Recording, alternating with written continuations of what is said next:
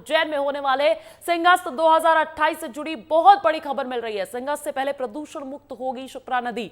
सरकार ने प्रोजेक्ट पूरा करने के लिए पीआईयू को गठित कर दिया है। परियोजनाओं को 3 साल में पूरा करने का टारगेट भी दे दिया गया है। चीफ इंजीनियर उज्जैन डिवीजन को दिया गया है पीआईयू के डायरेक्टर का जिम्मा।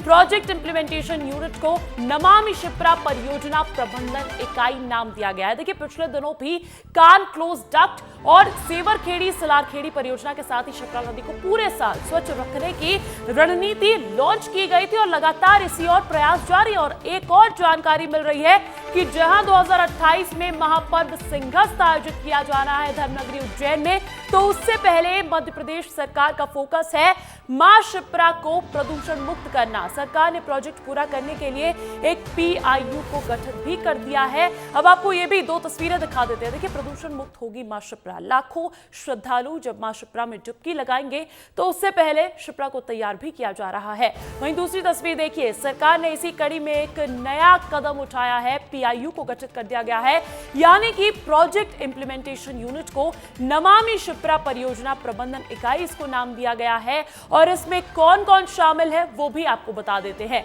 पीआईयू में किसको किसको जिम्मेदारी दी गई है, क्योंकि देखिए 2028 महज 3 साल बाद है और ऐसे में 3 साल में ये टारगेट पूरा भी करना है। अब ऐसे में एग्जीक्यूटिव इंजीनियर 5 एग्जीक्यूटिव इंजीनियर्स इस पीआईयू में शामिल है। एक पर्यावरण विशेषज्ञ भी शामिल है, 6 असिस्टेंट इंजीनियर्स शामिल है और वहीं 9 सब इंजीनियर्स भी शामिल है। तो देखिए, पीआईयू का गठन कर दिया गया है। इसको लेकर जो भी अपडेट्स हैं, इनकी क्या जिम्मेदारी रहेगी, अधिक चर्चा करने के लिए विवेक पांडे का रुख कर लेते हैं। भोपाल से लाइव जुड़ गए हैं विवेक। एक पीआईयू का गठन कर दिया गया है, क्या इनकी जिम्मेदारी रहने वाली है और क्या कोई खास रणनीति के तहत यहां पर काम किया जाना है?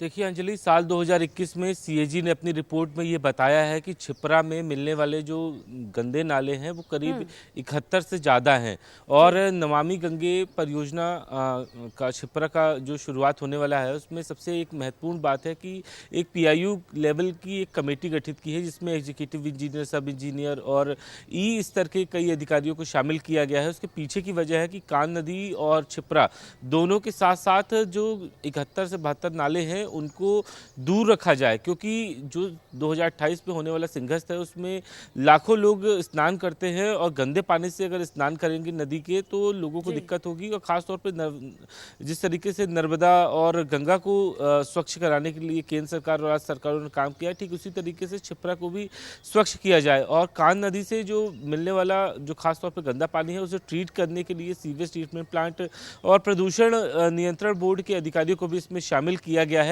और इसके लिए एक पीआईयू गठित किया गया है। पीआईयू का ये काम होगा कि जो भी घाट है वहाँ पे जो गंदे पानी का जो रिसाव होता है नालों के जरिए, क्योंकि वहाँ पे सीवेज ट्रीटमेंट प्लांट जरूर बना दिया गया है लेकिन जो गंदा पानी है वो भी रिसाव के कारण नदी में मिलता है। ऐसे में श्रद्धालुओं की भावनाओं को ठेस पहुँचती है।